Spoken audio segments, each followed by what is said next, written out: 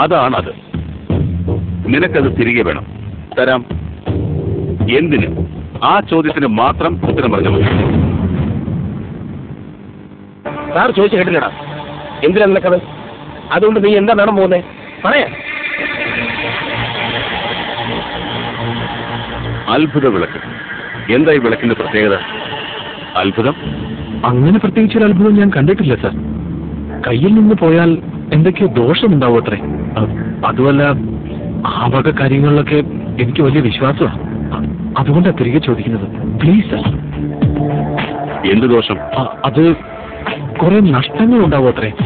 നാടൻ ഭാഷയിൽ പറഞ്ഞാൽ മുടിഞ്ഞു പോകുമെന്ന്. മുടിഞ്ഞു പോകുമെന്നുള്ള വിശ്വാസം കൊണ്ടൊന്നുമല്ല, ഈ വിളക്ക് കൊണ്ട് നിനക്ക് മറ്റെന്തോ കാര്യമുണ്ട്. അത് പറയും. നിനക്ക് വിളക്ക് കൊണ്ടുപോവാം.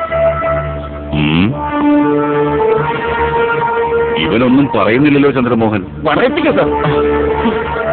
കഴിഞ്ഞ മാസം എയർപോർട്ടിൽ വെച്ച് അറസ്റ്റിലായ സ്മഗ്ലേഴ്സ് രത്നങ്ങൾ ഒളിപ്പിച്ചു വെച്ചിരുന്നത് ഇതുപോലൊരു പുരാവസ്തുവിനകത്ത് രഹസ്യ അറയുണ്ടാക്കി അതിനകത്താ.